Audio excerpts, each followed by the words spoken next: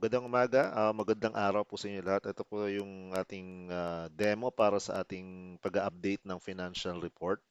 Um, Gaya ng sabi ko nung nabanggit ko last time sa chat, tsaka nung last Saturday, kailangan niyo po mag-create or kailangan po meron po kayong Gmail account or Google account para ma-share ko po sa inyo yung mga financial report ng mga church, mga respective church na satellite churches natin.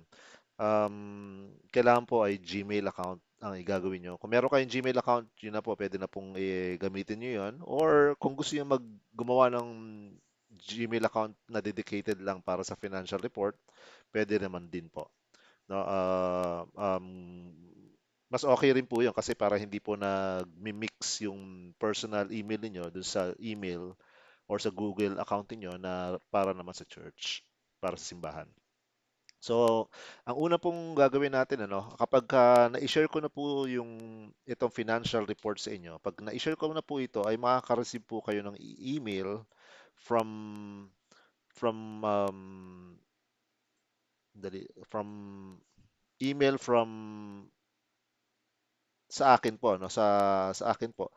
Tapos ang email po na 'yon ay halimbawa ito yung email account ninyo at dito ko po sinare ko po sa FC Free Christian Church Alabang at gmail.com. So dito sa kanya ko po sinare. So makaka-receive po ng email na ganito 'yon, mark as unread natin. FCC Alabang via yan. Ganito po yung magiging itsura ng marireceive yung email. Hanapin niyo lang po yan sa email niyo. So i-click niyo lang po, i-open niyo lang yan. Spreadsheet shared with you, FCC Financial Reports, kung ano po yung nakalagay na pangalan ng file. So yung pangalan ng file naman dito is FCC, tapos yung church name, FCC Financial Report, tapos yung church name. Yun po yung nakalagay doon sa file name na nandito sa email. So para ma-open niyo po yun, click niyo lang yung open. No, click niyo lang yung open o yung file dito sa baba. So pwede rin po yun. So click niyo lang yung open. So dadali na kayo noon sa dadalhin na kayo dito sa page na to. Sabi ko nga yung dashboard ay ito na po yung financial report natin. No? Yung dashboard ay magkakaroon na po ng laman to kapag nag-record na tayo, nag-start na tayo mag-record dito sa financial report. Yung data, wag na lang po muna natin i-discuss, hindi lang po natin i-discuss to, saka na lang natin i-discuss. Tapos, lahat po ng may mga lock icon, ito po nakikita nyo may lock may lock icon dito sa sheet name. Ang tawag po rito ay sheet name, sheet siya or tab, no? Ito, tab or sheet.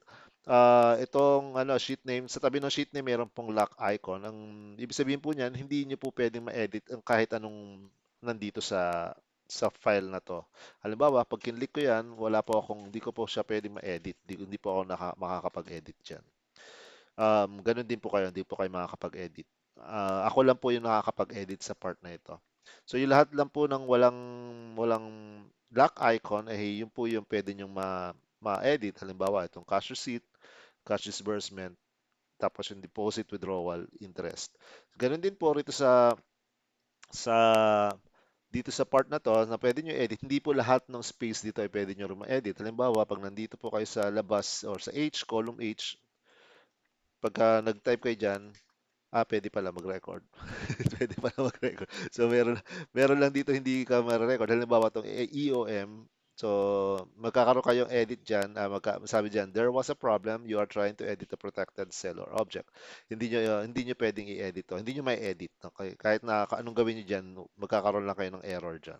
So, mula dito sa OR date, sa OR number yan, pwede nyo ma-record dyan. No? Dito sa part na to. Ganun din sa cash disbursement tsaka dito sa deposits and withdrawals and interest. Okay, isa-isayin natin kung paano mag-record, no? So, na-open nyo na-share ko na sa inyo, na-open nyo na tong file. Ang una nyo gagawin ay ibibigay nyo po sa akin yung cash balances ninyo noong November 30, no? Yung cash balances ninyo on hand, pati yung in bank. I-chat nyo lang po sa akin, sa Facebook account ko. I-chat nyo lang po kung magkano yung kailangan natin ilagay kasi yun po yung magiging starting point natin na ilalagay ko po dito sa cash balances na tab or sheet. So makikita nyo rito, merong ending balance dito ng November 2024. Kailangan ko pong i-type yan dyan. Kung ano po yung, magkano po yung balance ninyo. No?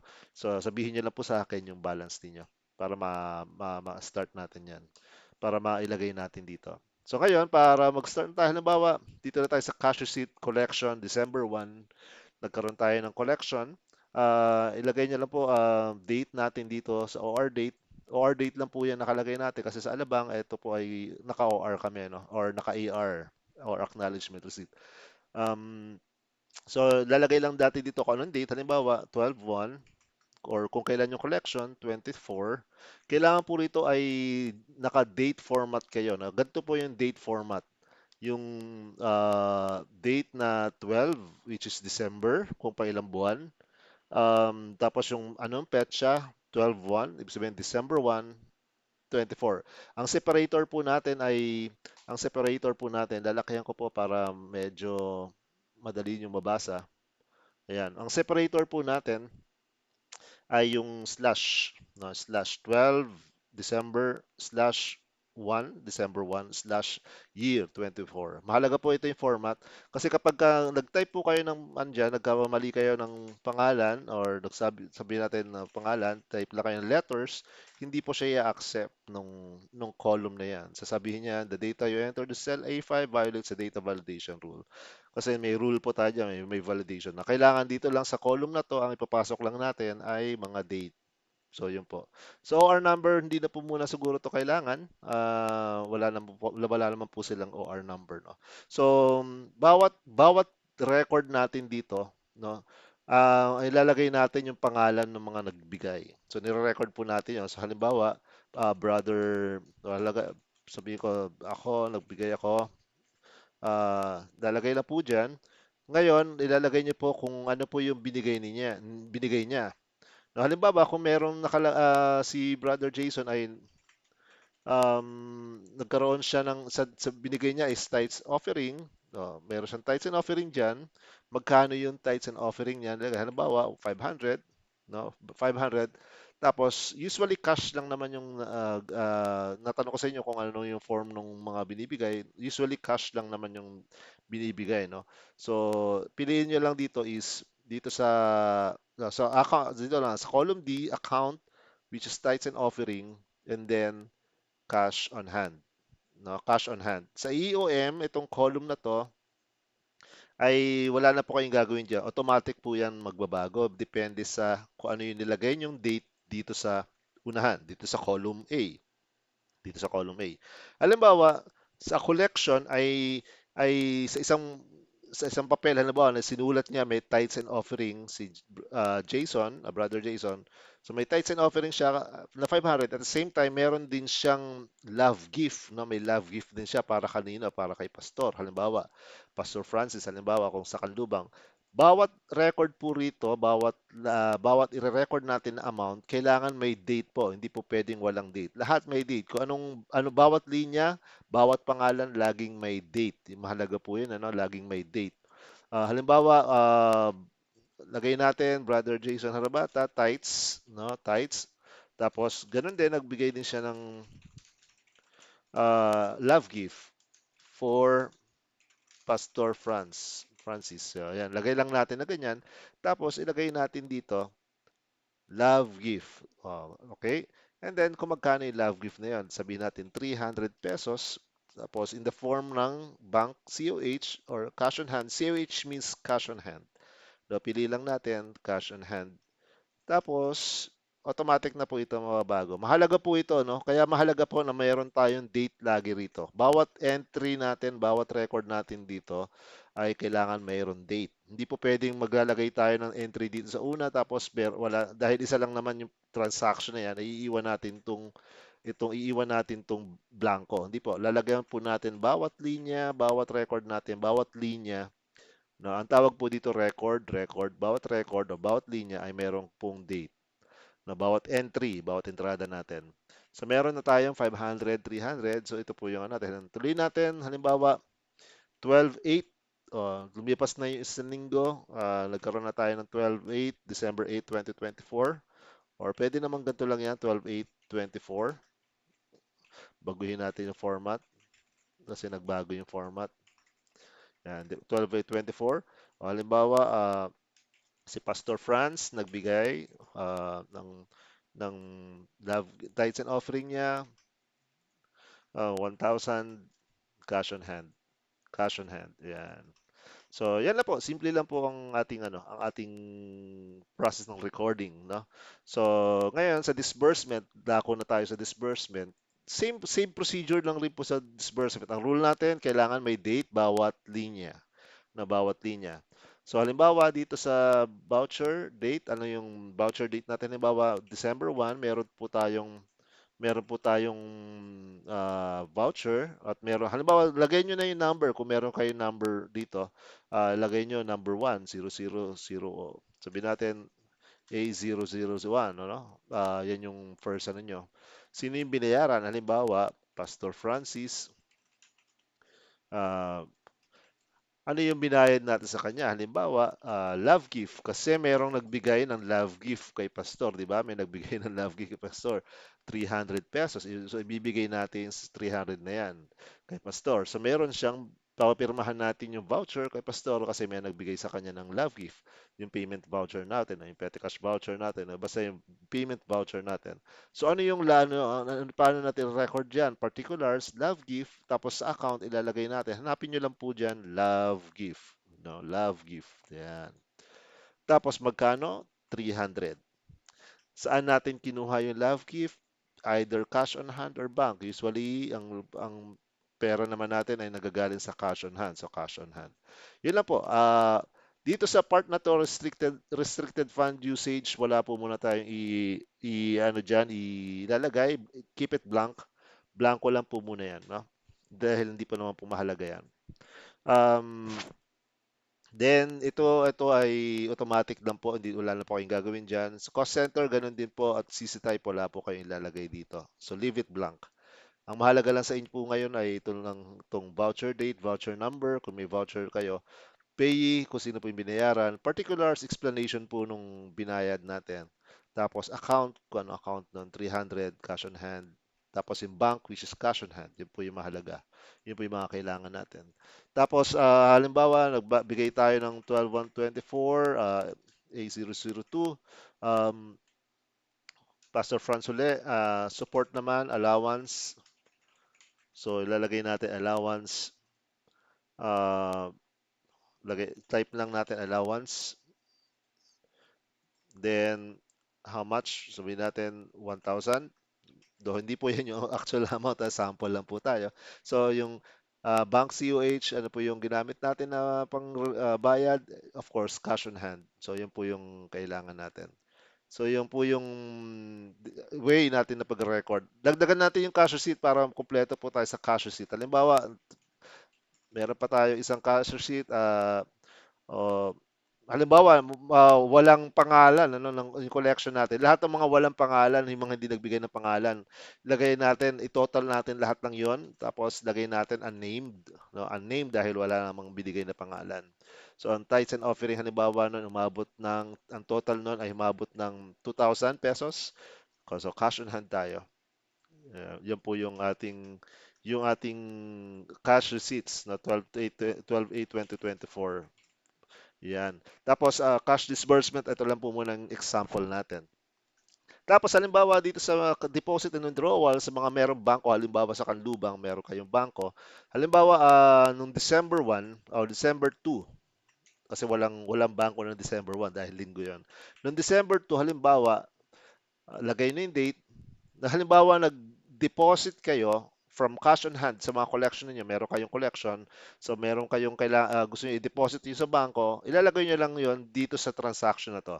No, halimbawa ay ang amount ay 500, no? Dineposit natin sa bangko. Anong gagawin? Ano yung transaction? Sabihin mo kung ano yung transaction.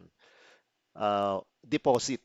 Sabihin mo lang deposit. Sa anong bangko? Isa lang naman ang bangko. Kung isa lang ang bangko, nakalagay dito, bank. No? Okay? So, yan na po yung ating ano. Pero nung December 3, 2024, ay dineposit dun. Sorry, mali yung format natin ng date. December 3, nag-withdraw. bakit ganun yung date niya, no? December 3, 2024, nag-withdraw tayo ng 500, ng 300 kasi may kailangan tayo ng pera. So, withdraw natin yan. Withdraw natin yung amount. Lagay lang natin withdraw tapos from the bank, no? Yan. And then at the end of the month, meron yung interest, 'di ba? Nag-earn siya ng interest. Ilagay lang po natin yung interest dito. Lagay lang po natin yung interest, magkano yung interest. Halimbawa, 10 pesos, nagkaroon siya ng interest December 31. Nakita natin sa passbook, merong interest na 10 pesos. Ineto po niya kasi meron pong interest yan tapos may withholding tax, di ba? So halimbawa, ang withholding tax na ay 8 pesos or 2 pesos. So ineneto niyo na po 'yon. So 10 minus 2. So 8 pesos. So ayan po yung neto na interest. So ilalagay niyo lang po dito ang transaction interest. Yan. Ganun din sa bank siya. Okay? Sa bank. Ngayon, ito na po yung mga naging transaction, halimbawa ng transaction natin sa banko. At dito makikita natin, automatic na po sa cash balances, makikita natin yung galaw ng December. At dito na lahat, may withdrawal, may cash receipts tayo sa on hand na 3,800. Pag tinotal natin to halimbawa, 3,800 to. Yan o, 3,800 total. Ang sum dito sa baba. Ayan, ang sum.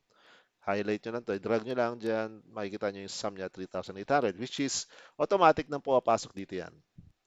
Okay, ganun din, nung cash disbursements ay meron tayo 1,300 na binayaran, which is makikita rin naman natin na 1,300 to rito. Ayan o. 1,000 plus 300, 1,300. Automatic siya. Tapos, sa deposit, makikita nyo, di ba pag nag-deposit tayo, nababawas yung sa cash on hand. Nade-deposit tayo, nabawas siya sa cash on hand, pero nadagdag siya sa bangko. Okay? Sa withdrawal din, gano'n, nagbawas tayo sa bangko, kaya negative to. At the same time, nadagdag siya sa cash on hand natin. Kita nyo? So, ibig sabihin, total niyan is laging zero lang. Yung movement ng deposit tsaka withdrawal, pag tinotal siya rito. And then, interest, makikita natin interest, nakita nyo, may interest sa bank na nilagay natin kanina, ni-record natin dito, interest 8 pesos. So automatic siya papasok dito. Ang net movement ngayon ng ating cash, since wala tayong beginning balance na nilagay dito, ibig sabihin ang net movement natin ng cash on hand ay 2,300. Dapat meron tayong 2,300 sa ating cash on hand sa kung saan man ninyo nilalagay. At meron tayo sa bangko na 208 pesos. So ito lang po yan. Nakaplakada na po dyan, malinis na malinis. Automatic na pong pupunta dyan. Kaya siya nakalock kasi hindi dapat nyo ma-edit niya kasi para hindi na po masisira yung format niya or yung formula niya. So, para automatic na makikita naman niyo every time na mag-update kayo rito sa tatlong tabs na to, ay papasok po yan dito. Okay? So sa auditor, kapag nakita nyo to, pwede na kayo mag-refer dito sa cash balance. Pag nakita nyo to, cash balance natin sa December 2,300, so yung bibilangin natin sa auditor, no?